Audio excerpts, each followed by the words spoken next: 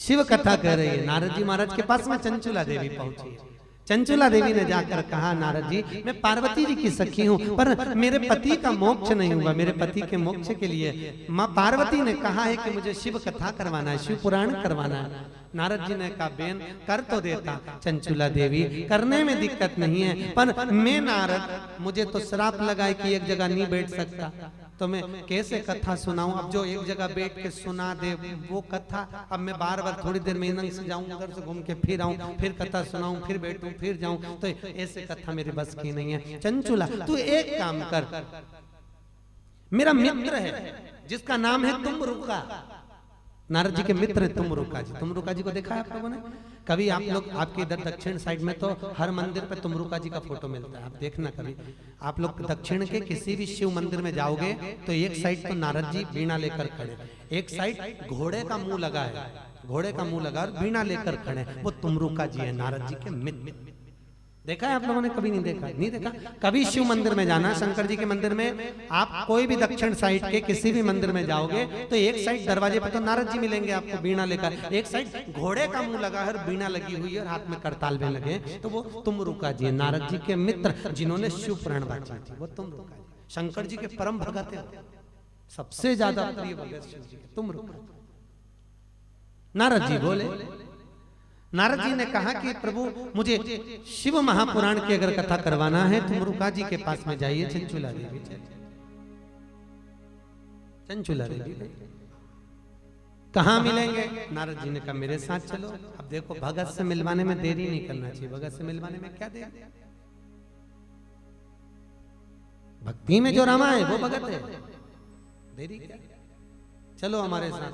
चंचुला जी चली नारद जी के साथ, भजन करती करती, स्मरण करती करती, श्रीमन नारायण श्रीमन नारायण श्रीमन नारायण। अब नारद जी बोले और चंचुला नहीं बोले तो ये भी अच्छी बात नहीं। अब जैसे आप लोग शिव पुराण में आए हो, सब भजन करें और आप लोग ऐसी बैठी रहो तो लोग भी समझे, बताओ कैसी बैठी, धापों की बाई की तरह। थोड़ा हाथ से ताली बजा ले, वरना बजाना पड़ता। भजन करती करते चंचुला जी ने मन में सोचा, कितना भजन गाता है बेचारा नारद। नारद जी तुम्हारे जैसा तो संसार में कोई भक्त नहीं होगा ना जो 24 घंटे भजन करता है। इतना में नारद जी ने तो करताल नीचे धरी, थोड़ी बहुत छोटी मोटी संभाली, चलो अपना नाम तो आया, मेरे बराबर कोई भजन नहीं करता, ठीक है। चंचुला जी लेकर चंचुला को चले। तुमरुका जी बैठे हुए थे सुंदर बड़ के पेड़ के नीचे, तुमरुका जी बैठे, और चंचुला जी ने कहा मैं प्रणाम करती हूँ बाबा आपको।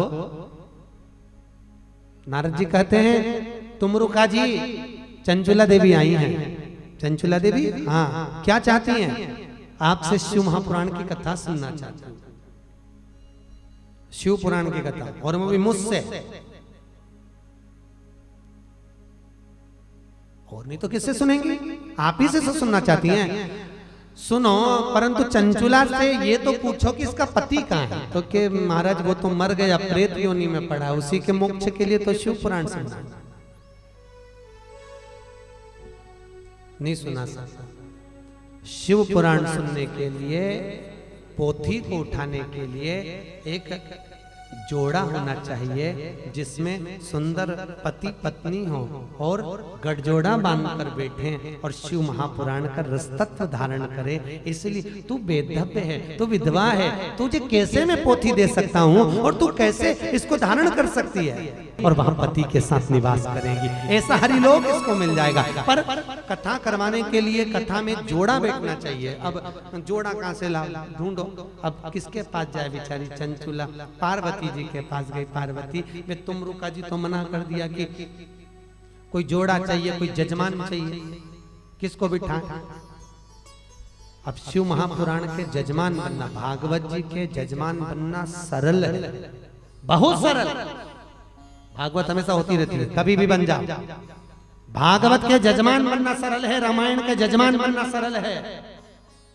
क्यों? भागवत का जो जजमान बनता है वो राजा परीक्षित कहलाता है। कहलाता कि नहीं कहलाता? शिव रामचरितमानस का जो जजमान बना सुंदर संत कहलाया, और शिव महापुराण का जजमान संसारिक जीव बनी नहीं सकता। तुम खुद देख लो, चंचुला पूरी पृथ्वी पर घूमी आई। कोई शिव पुराण का जजमान बन जाओ, कोई जजमान बन जाओ, कोई पुराण उठा लो, कोई कथा सुन लो जोड़े से। चंचुला के पति के मोक्ष के लिए कोई बैठने को तैयार नहीं हुआ। तब पार्वती जी के पास पहुंची। पार्वती जी ने कहा तू चिंता क्यों करती है? मैं शंकर जी से कहती हूँ। पार्वती जी ने शंकर जी से कहा भोलेनाथ चंचुला के पति को मोक्ष देना है।